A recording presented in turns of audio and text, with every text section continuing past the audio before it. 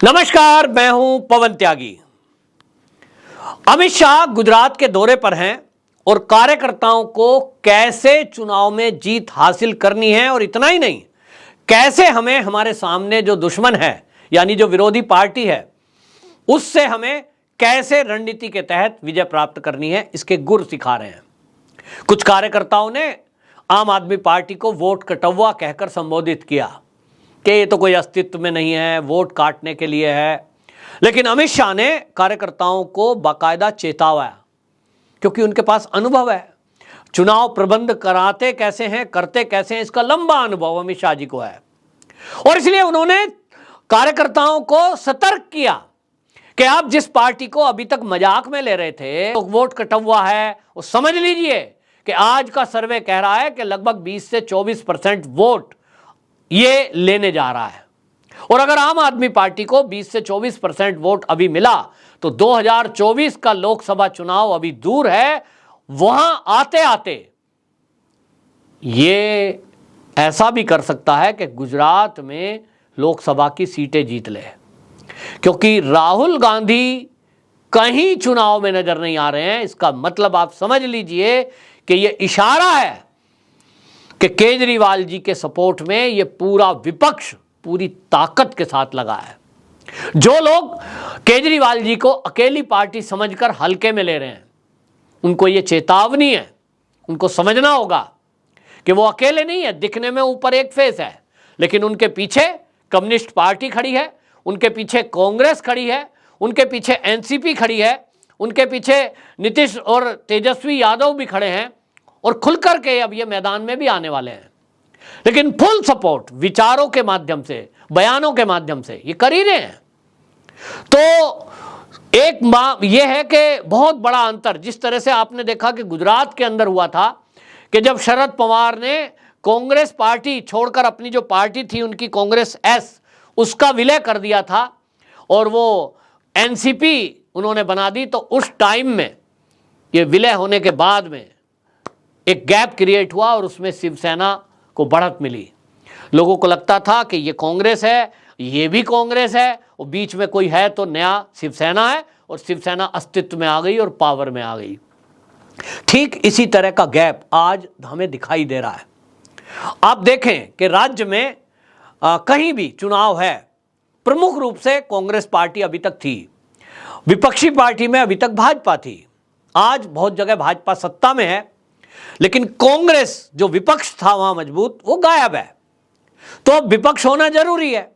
जो लोग भाजपा को पसंद नहीं करते, जो लोग भाजपा को वोट नहीं डालना चाहते, वो कहां वोट डालें?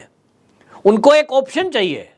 अब ये ऑप्शन में उनको पहले कांग्रेस थी, लेकिन आज कांग्रेस जब गायब है तो आम आदमी पार्टी वहां उस वैक्यूम को क्रिएट करने में, वो उसको फिल करने में लगी हुई है। आम आदमी पार्टी आ गई तो लोगों को लगता है जिनको बीजेपी को वोट देना है वो तो बीजेपी को देंगे, जो कांग्रेस पहले बीजेपी को नहीं देते थे वो आज भी बीजेपी को नहीं देंगे, और वो जो वोट है कांग्रेस का वो शिफ्ट कहां होगा? आम आदमी पार्टी में। कांग्रेस की योजना यही है कि हम बेशक खत्म हो जाएं, आम आदमी पार्टी को आगे बढ़ाओ, क्योंकि हम तो बदनाम हो चुके हैं, हिंदुत्व के मुद्दे पर बदनाम हो गए, देश के बंटवारे को लेकर बदनाम हो गए, जिस तरह से राम मंदिर की बाधा खड़ी करी कांग्रेस ने, तुष्टीकरण किया, जिस तरह से ये अत्याचार हुए हैं हिंदुओं के ऊपर, इस सब में अब गांधी परिवार की एक एक करके पोल खुल रही है। किस तरह से भ्रष्टाचार गांधी परिवार ने किया ये पता चल रहा है। नेशनल हेराल्ड वाला केस चल रहा है जिसमें कभी भी सोनिया और राहुल को जेल हो सकती है। तो ऐसे में भाजपा के हाथ में एक मुद्दा रहेगा कि देखिए ये तो दोनों भ्रष्टाचारी हैं और जेल के अंदर बंद है। तो उनको लगा कि आम आदमी पार्टी को आगे बढ़ाओ, पीछे से सपोर्ट करो, और इस पार्टी को आगे बढ़ाएंगे तो हमारा मकसद तो है भाजपा को सत्ता से रोकना। हमें केवल ये मकसद पूरा करना है, वो कोई भी करे। हम नहीं कर पा रहे हैं तो टीम बी करे। तो टीम बी जो दिल्ली में हिडन रूप से दोनों मिले हुए थे, आम आदमी पार्टी और कांग्रेस, आज वो सबके सामने आ गए हैं। और इसलिए हल्के में नहीं लिया जा सकता, क्योंकि अगर कहीं आम आदमी पार्टी का कैंडिडेट खड़ा है तो उसको अकेले आम आदमी पार्टी का कैंडिडेट समझना बहुत बड़ी मूर्खता है। और भाजपा के कार्यकर्ताओं को यही अमित शाह समझा रहे हैं कि समझो कि वो आम आदमी पार्टी का जो कैंडिडेट है वो आम आदमी का ही नहीं है, वो कांग्रेस का भी संयुक्त उम्मीदवार है। तो वो कांग्रेस भी है, उसकी जगह अगर कांग्रेस का कार्यकर्ता खड़ा होता तो क्या आप उसे हल्के में लेते? क्योंकि वहां चुनाव प्रचार में सोनिया गांधी भी आती, प्रियंका गांधी भी आती, राहुल गांधी भी आता, वो लोग नहीं आ रहे हैं। लेकिन आप देखिए कि पीछे खड़े हैं, ये वोट शिफ्ट हो रहा है, और ये जो वोट हो रहा है शिफ्ट, यही भाजपा के लिए खतरा है। हालांकि गुजरात के अंदर जो मेरे पत्रकार मित्र हैं जो कवरेज कर रहे हैं, लगातार गांव गांव जा रहे हैं, उनका कहना यह है कि सारी चिंताओं के बाद भी भारतीय जनता पार्टी के जो कार्यकर्ता हैं उनको केवल अमित शाह ये समझाना चाहते थे कि ओवर कॉन्फिडेंस में ना आ जाएं। ओवर कॉन्फिडेंस में कई बार, जैसे पश्चिम बंगाल में हुआ, सब लोग कह रहे थे हम तो जीत रहे हैं, हम तो जीत रहे हैं, भाजपा की ही आएगी।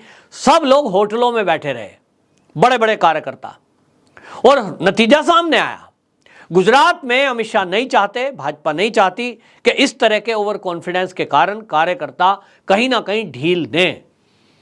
तो वो पश्चिम बंगाल से सबक लेते हुए आखिरी वोटर तक, शाम के 6 बजे तक, जब तक वोट पड़ेगी तब तक दम ना लें, आराम से ना बैठें, क्योंकि दूसरी तरफ कई विरोधी दल पूरी ताकत के साथ, और उनके पीछे विदेशी शक्तियां भी लगी हुई हैं, गुजरात में वो भाजपा को हराने में लगे हुए हैं। झूठ का सहारा लेंगे, मीडिया का सहारा लेंगे, फर्जी भीड़ का सहारा लेंगे, ये सब चल रहा है। तो ये सब चल रहा है, हवा केवल बनाई जा रही है। लेकिन जो पत्रकार मित्र हैं गुजरात के, वो ये बता रहे हैं कि पहले दिन से ही ये तय था कि गुजरात में आम आदमी पार्टी का कोई अस्तित्व नहीं है, सरकार बननी नहीं है, सरकार तो भाजपा की ही बनेगी। लेकिन सवाल यह है कि भाजपा की बनेगी, क्या पहले से अधिक सीटें आएंगी, जो कि आनी चाहिए। यदि भाजपा की पिछली बार जितनी सीटें थी उतनी ही सीटें फिर से आती हैं, इसका मतलब तो जो केंद्र सरकार ने काम किए, जो योजनाएं लागू की, जो विद्यालय बनाए, जो लोगों को बिजली दी, जो गुजरात में फ्री में मकान दिए हैं, जो लोगों को रोजगार मिला है, वो तो बेकार हो गया। भाई अगर एक पार्टी अभी आई है बिना किसी काम के, मान लीजिए उसने 50% काम किया है और अगली बार वो 75-80% कर रही है, तो ये वोट प्रतिशत बढ़ना चाहिए कि घटना चाहिए? बढ़ना चाहिए। तो अगर वो वोट प्रतिशत नहीं बढ़ रहा है, इसका मतलब लोगों के अंदर भाजपा के प्रति लगाव घट रहा है। तो ये लगाव क्यों घटा? क्योंकि कार्यकर्ता कहीं ना कहीं ये समझ बैठे कि हमारे पास तो मोदी जी है, मोदी जी के नाम पे जीत ही जाएंगे, वोट तो हमें मिल ही जाएगी।